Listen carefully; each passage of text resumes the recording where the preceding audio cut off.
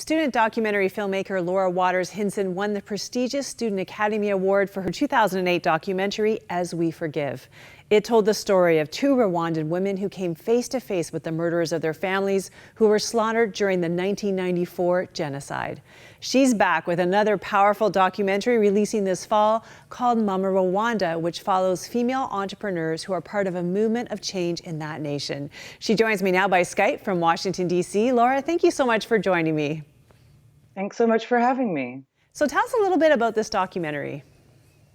Sure. So Mama Rwanda, as you said, it's a follow-up to my first film, As We Forgive. And this time when I went back to Rwanda, I began shooting in 2011, this time looking at the economic recovery of the country, and in particular, the role of women in that economic recovery. If you can imagine just 20 years after genocide, in which nearly 1 million people were killed in Rwanda, Rwanda today now has one of the fastest growing economies in the world. It also has the highest percentage of women in parliament in the world, and women have made incredible strides there. And so the film looks at two different women, one who lives in a very, very rural, poor community, and one who lives in the city, both of whom are struggling to be mothers, single mothers of their 5 children. They each have 5 children, and who are trying to build a business and build either a company or a small business enterprise in their community.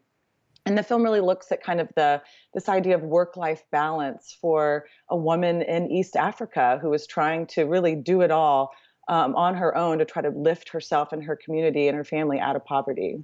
You know, the World Bank and many other institutions have said that if women are empowered to get education and to be entrepreneurs in Africa and other developing countries, it'll change the economy in such a profound way. And yet, why is it that this idea isn't taking hold in much of Africa, for example? Well, I think there's a lot of issues. I think that there are sort of traditional understandings of the roles of women in a lot of sort of more traditional cultures where women are allowed to work in the informal economy, but not in the formal economy. So women, still do all the caretaking and dealing with all of the children and all of the elder care and that kind of thing. But allowing women to come into the more formal economy is something that I think a lot of people are still struggling with. Women also have lack of access to education, lack of access to capital. So the film really addresses, the difficulty for a woman entrepreneur to even get a small business loan in order to start a small business.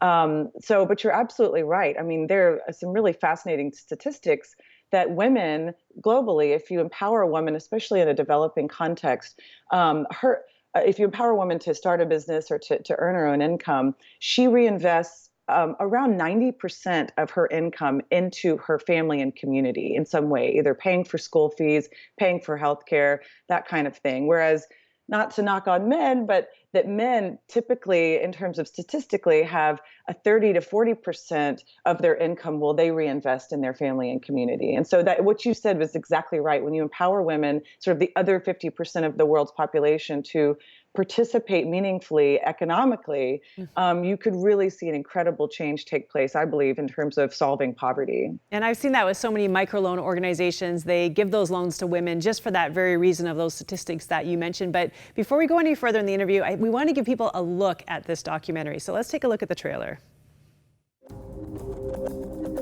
Ko umuntu mutabyumva kimwe nta nubwo mwagirana umushinga mukorana. Ngewe nagize igitekerezo biturutse ku bukene.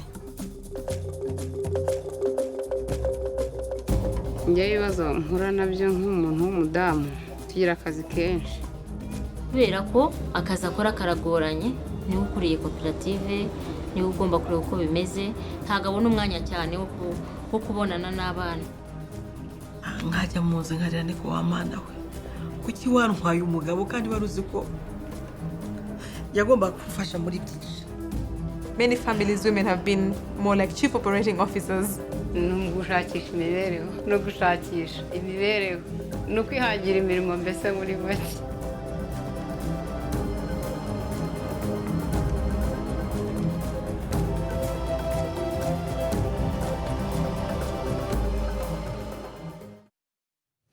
This film looks amazing. I so wanted to see it. So you follow these women through all of their challenges as single women trying to raise a family for different reasons. How are they doing today? Did they overcome, or can you give us a peek at what happens? Do you mean to tell you the end of the movie? Exactly. Or give us a hint.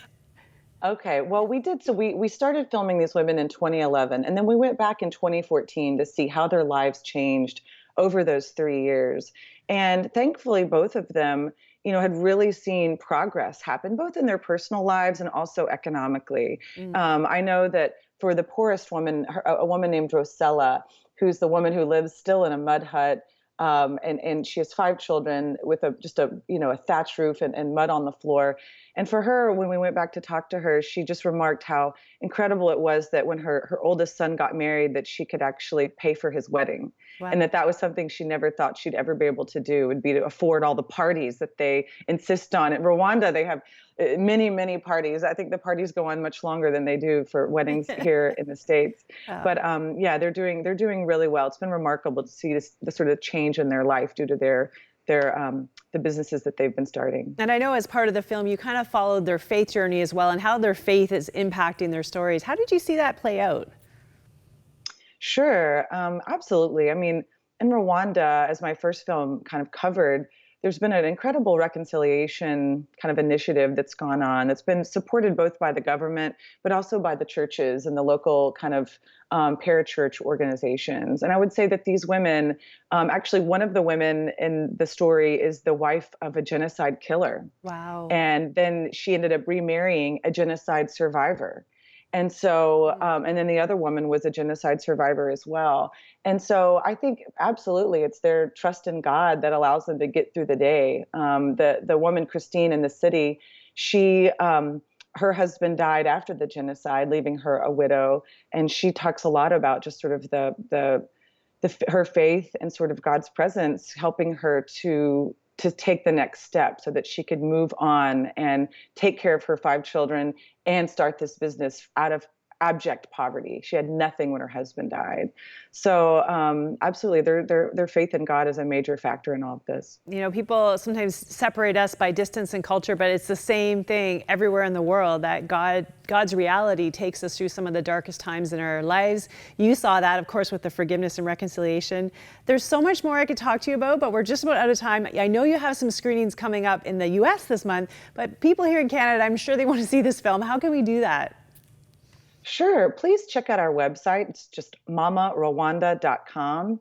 And right now we are doing a number of premieres and film festivals around the United States, but we're also opening up the film for screenings at universities, schools, libraries, wherever. And so you can check out our screenings page if you'd like to host a screening. And then probably in the next 6 months, we'll make the film available on iTunes. So stay tuned and look for that. Well, we'll definitely keep following your amazing work. Thanks so much for joining us today.